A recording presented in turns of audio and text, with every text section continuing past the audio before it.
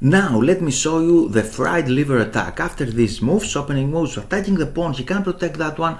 Bishop c4, we are in Italian territory. He can play the two knights defense, and now we are going to attack. Go brave to the attack, knight to g5. He can do something to protect that pawn, so he has to play something like this maybe. We can take, he can take, and now we can take on f7. The king can take there, and now look at that beautiful move. Queen there, attacking the king. Maybe he's going to scare about that, he's going in the corner, and now we can sit comfortable and we can choose. We can win in two different ways, and the most amazing one is to capture with a queen. And after these exchanges, he don't have a lot of moves, only that one, and now we deliver the checkmate. Yes!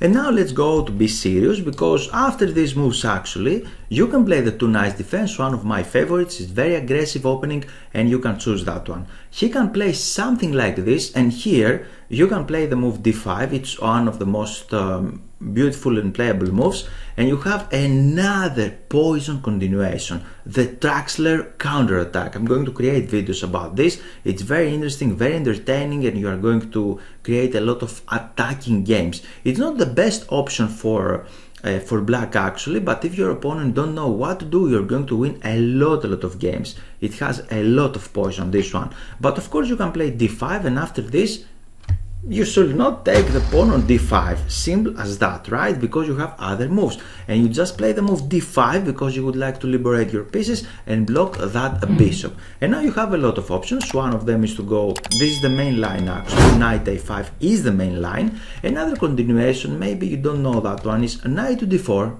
because right now he cannot attack that pawn, your knight is in the center of the board, you can play b5 later, right? This is a very nice move. Another actually very attacking and nice move is the move b5. If you just take your knight, you can take the bishop. If the bishop takes here, then you can take on d5. And he's not going to attack your f7 pawn, you're attacking the bishop, and not only the bishop, you're attacking the pawn on g2 as well after this continuation. Let me put it on the board. You are attacking, and he has to play the pathetic move bishop to f1. This is the best move according to the theory, or something like this. Computer suggesting to take on c6, but it's completely stupid move as well. And black equalized the game, and he has fantastic play. If you just capture that one, then we can develop the bishop there, we can develop the other bishop there. You have a fantastic initiative. So this is the way how to destroy this fried liver attack, and your opponent cannot really attack you like this. And here, if you like to learn all of the openings in this way, actually I have a very cool solution for you. Chess openings are extremely important, and especially if you play blitz games. Do you struggle with them? No more! We have a specific and very simple solution for you. Asaf Givon and Angelo Keseris created the Chess Course, the best 10 aggressive and blitz-friendly openings. Follow the link below and grab your gift today. Let's go again on Danish Gambit, and here after these opening moves we can take there, and after that we have a lot of sublines. I created a video about d3, I created another video about d5, and here of course you can accept that pawn. And we have a lot of options with the black pieces, and you can check them or you can try all of them. Now white can play two moves actually. A very tricky move is to take with a knight. It's a very interesting gambit actually, and you should know what to do here. Black has some options, she has two moves, but I think the simplest solution is just to pin that knight, take that knight and eliminate a key attacker, a potential attacker. By exchanging this one we have less space, because this pawn is in the center of the board, we have less space, but we have an extra pawn. For that reason we can exchange some pieces, we are liberating our short castling, we can continue developing our pieces, and I think this is the simplest solution after this. For that reason I added an exclamation mark there. And here, if you like to take the PGN files on your computer, then I'm going to show you how to do it. How to find the PGN files. This is the starting position on my website, and you can see this option register. You can register for free. Then you can log in and new item will appear profile. Please click it and you're going to see this page. Scroll down and click in your favorite opening line. click it, and then you're going to see the lessons inside. Here you can read a separate article, and then you can start reading, study the lessons one after the other. The lessons are different, and then you can download the PGN files on your computer by clicking here. A new window will appear, and by clicking that one, download, you will get your files.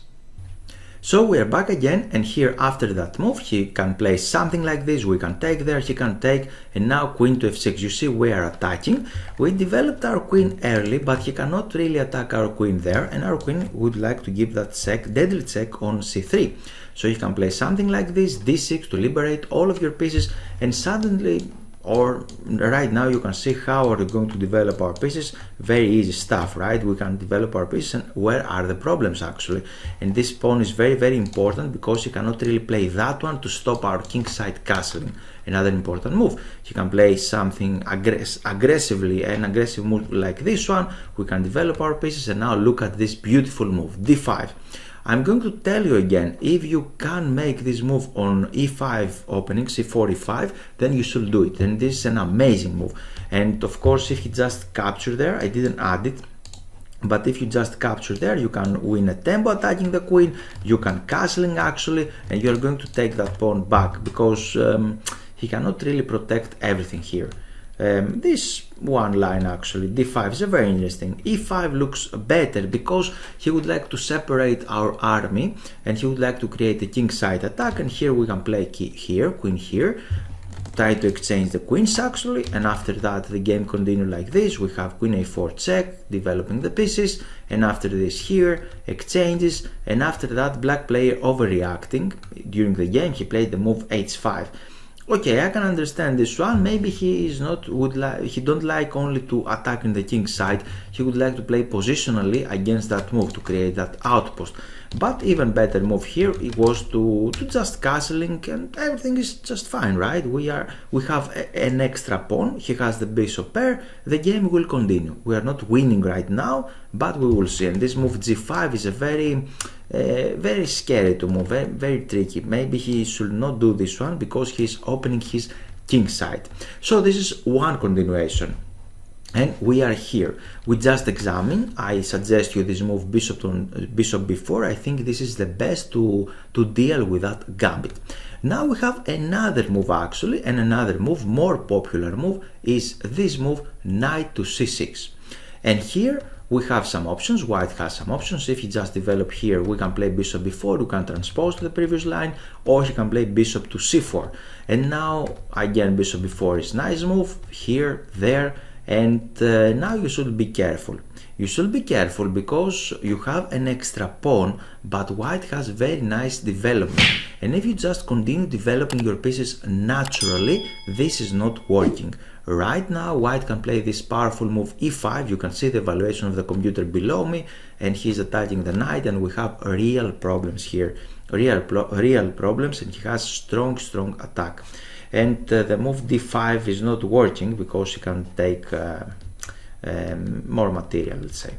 d6 is another interesting, let's say, option, but little passive, because it's a passive move. This is a passive piece here, bishop to e7, so he will have some compensation. For that reason, computer assess this one as approximately equal. Maybe this one is the best. And after castling, again we can exchange the pawns there. A game continued like that. Now he has two options. One of them is to exchange everything. He captured one pawn, we can attack here, exchanging the bishop. Everything looks normal, right? But black has fantastic activity. We can exchange some pieces. Now he is threatening the pawn. I analyzed here many moves like this one, like that one, and you see he has activity. He has activity, so it's not nice to play these positions. It's better for white to play that position. It's easier to play for white. Another continuation is queen b3, and after this we are a little better, but probably he's going to take our queen there. So we just saw this line, knight f6 and b4, and we just saw knight to c6. You have two options here, but knight c6, it's playable, but I don't really recommend you. The easiest way is this one. Now let's move forward, because if you just capture that pawn, he has some options. He can take there, or he can play the Danish Gambit, bishop here, bishop c5.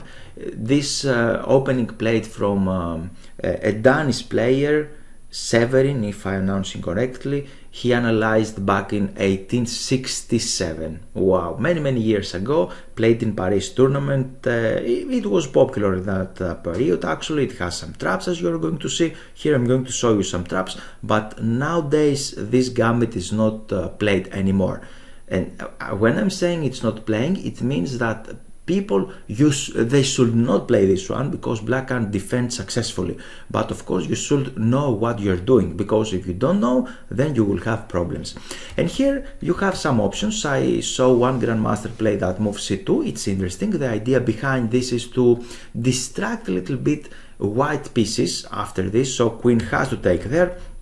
Now we can develop our pieces like this, and the game continue like that. And now I don't understand why he just started attacking the bishop. I have a positional course, 11 chapters to master positional play, and when the enemy has this pin, actually I described there when you should kick out the bishop or when you should not. And here obviously he has to play bishop to e7, a very solid move. Try to stop that one. Try to castle king side, try to play something like this, and everything will be okay.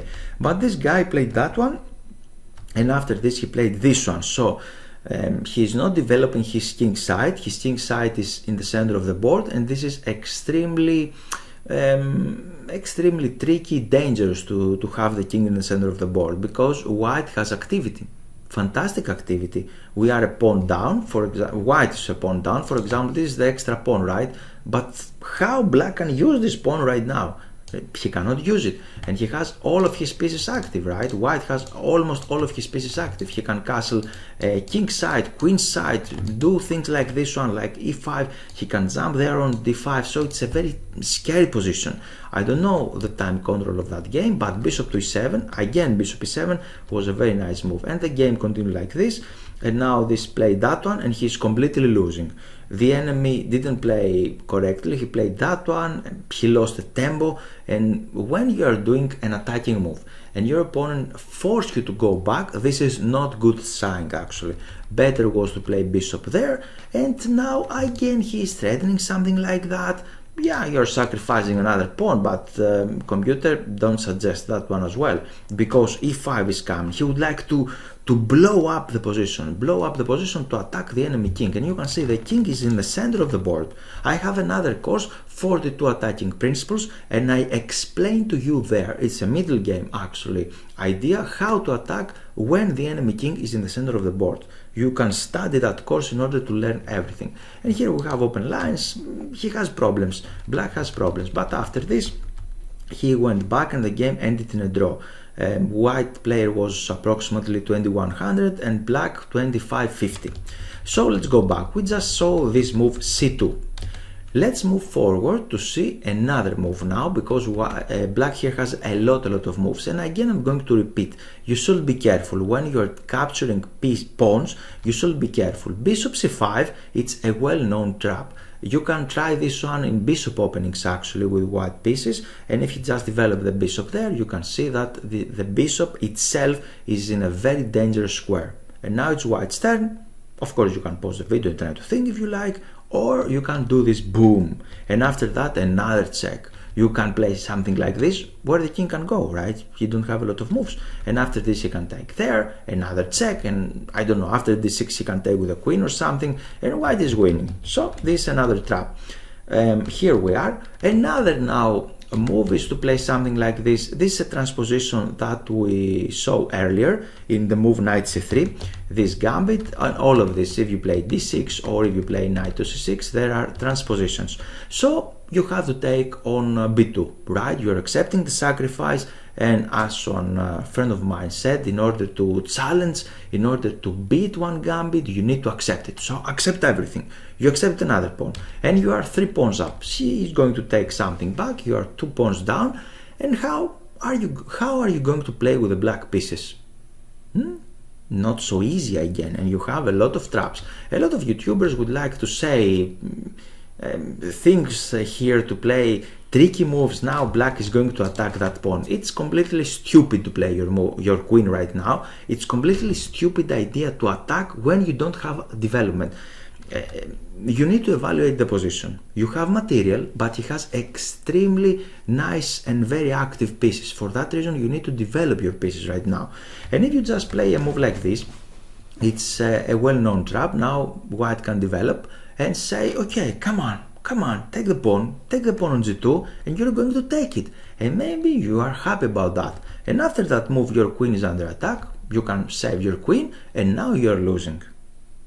Because white can capture on f7, you have to recapture, and now he has this double threat, and your queen is gone. This is the first trap actually, queen g5.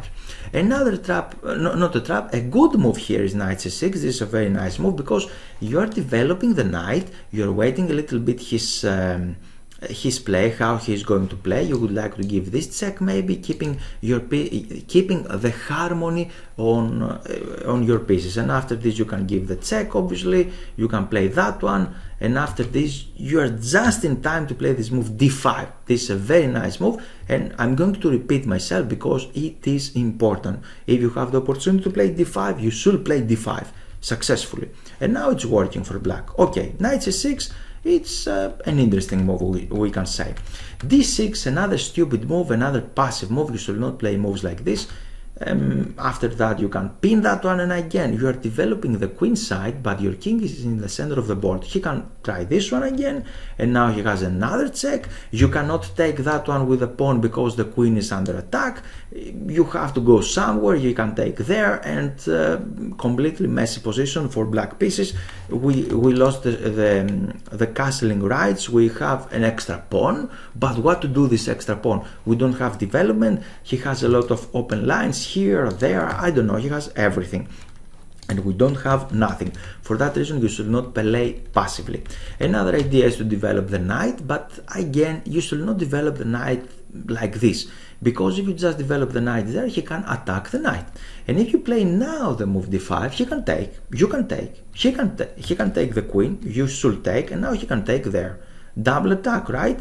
You can give this check, accidentally you have this check, and after this you can play another check, and after that here we have a game. White is completely winning. Bologan with the white pieces destroy another player, Humu anyway, 2200 elo in 2010. He managed to win that game. So knight f6, it's not a good move as well. Bishop check here, it's okay, I think, and white has an option. King f1, it's very nice. Very nice and tricky. Now he's threatening something. Again, this bishop is a target. He can give this check actually, and if you just take, he can go there with the queen to collect your bishop. And after this, he can play 5. Now he has plenty of moves. One of them is this one. He can play queen d5, he can play queen b3, he has a lot of tactical ideas, and another idea is queen to d5. Now how are you going to protect that pawn? He's threatening the knight, you cannot go there, you can go there actually. Knight g5, you can go there, but okay, he has some initiative. Queen e5 is not the best, maybe. It's a try, okay, it's a try. But king f1, it's a tricky move, and you should know what you're doing. He has a lot of traps. Another idea, more normal, is knight to d2 actually, and after this he can play e5 again. He can sacrifice right now, and if you just play there, he has this. Okay, this is a computer brilliant move, right? Bishop to a3, and if you just take, he can take your knight. You cannot take again the bishop because after this he has this check there to take your bishop, and after that check he can go there. Now he has this one again, and you see the game is complicated. I don't like to play these games with the black pieces, right? He's just attacking my king. My pieces are not protected. How I'm going to continue? I don't know, it's a messy position. I don't like to play this one in order to equalize the game. And now we just saw this one, or if you just take, he has this check, he can take that one with initiative. So we have some problems after b4. And here we can see the solution of this Danish Gambit. I saw you earlier and I told you earlier that if you can play the move d5, you should do it. We have another defensive principle actually. If you have more material, you can sacrifice back some of this material. For that reason here, the best move is the move d5.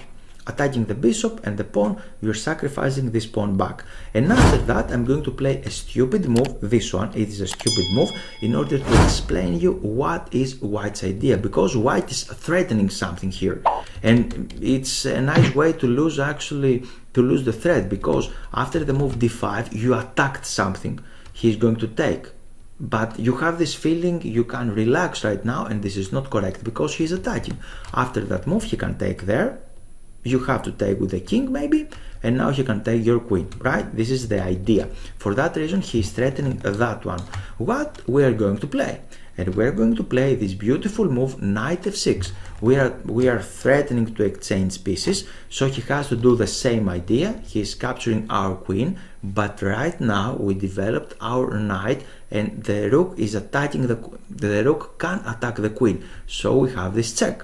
What he's going to do? Maybe now white can go wrong, because white can, he's thinking that my queen is precious, maybe I can block the check like that or this, or maybe I can put the bishop there. But the only move not to lose material is to put the queen back, because if you parry the check with another way, we can capture the queen for free and we will have an extra piece. For that reason, he has to put the queen there, and after this you have to take, and now rook to e8. And now this is the critical line of this position. Some lines, as you can see, are more detailed in my files, are more detailed and more investigation needed. I cannot just give you only 10-15 moves. Some lines can go deeper and deeper, are more interesting. And here white has two options. One of them is the move f3, and here we have many options. One of these is bishop to e6 actually, another one is to play b6, another one is to play c5 instantly,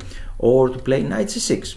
And the main idea here, for example, bishop to e6 or something like this, we need to play c5, knight there, and then we can develop the pieces, and knight to b4. We can attack that one, and we have some squares. This is black's idea, very strong idea actually. And it's not easy to find this one on Lichess, right? Because Lichess cannot really explain you the ideas and moves behind. So if you like that video, you are very welcome to click the thumbs up button if you are learning something here. And okay, b6, it's okay, let's stop it here after the move f3. Another continuation is to play that one, and here it's another trap. Are you going to take the pawn on e4 or not? What do you think? And you should not take that pawn, because after this you are threatening some exchanges, some discover threats like this, like that, I don't know, like this one to take the rook. But he has this beautiful check on e5, and you cannot really kick this knight away. This is a check, you have to do something with the king. He can take there, he can protect the pawn on e5 like this one, and you are going to lose the game. So you should not take this precious pawn on e4, you should do something else. You can play c5 again with the same ideas as I told you, to develop the knight there, the bishop there, to go there, something like this to connect the rooks, and we will see. You have pawn majority. Pawn majority is when you have more pawns against less pawns. So your plan is to push forward your king side, your queen side pawns, the pawns on the queen side. And after this you can play something like this. He cannot take your knight, he can continue like this. And after e4, white have some initiative here, because he's threatening this one. Maybe he has a check there to attack that pawn. I don't know, maybe some checks like this in order to capture that one. The position is complicated, let's say, right? The better player will win the game here. It's a playable position.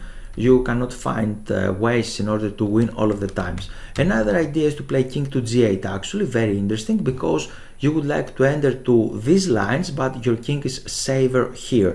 Another interesting option, you can see the computer is set 000, so the better player will win the game.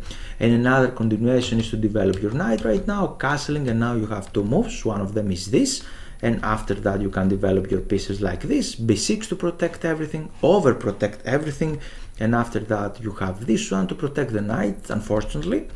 Now the pawn is not on c5, we would like to do that, but we couldn't do this, and the game is unclear again. The better player will win the game, right? The better player.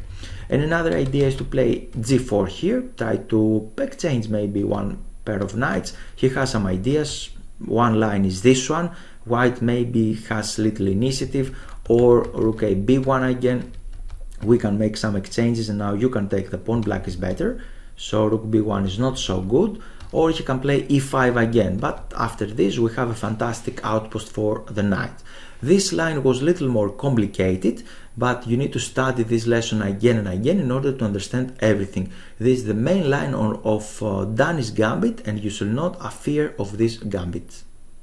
If you would like to get attacking positions in every opening, then I suggest you this amazing course, 10 aggressive openings, blitz friendly. And here I'd like to show you the lessons inside the website. If you are logged in, then you are going to see this new menu profile. If you click it, you are going to see this page, and then you can click here my lessons. From this one you can see your available lessons, and if you scroll down you can click here 10 aggressive openings with Asaf Givon. With this fantastic author we create together the lessons, and you can see here one lesson after the other. You can see typical mistakes, after that how to start the game correctly, the best 10 moves, then you can see what are the aggressive openings, and then you are going to learn one lesson after the other. We have a lot of lessons there, and you can create a very solid and strong repertoire with white and black. And here you can see two of the free lessons that I already published them on YouTube. And last but not least, here you can download the PGN theory on your website. You can download the practice, the PGN files. You can see all of the games online on my website, or if you click here on practice PDF, then you can see the exercises in the PDF format, and you will be available to download this as well. You can set up these positions. You have a lot of interesting examples in each position from every single opening. I suggest you this fantastic course in order to start correctly in every single opening.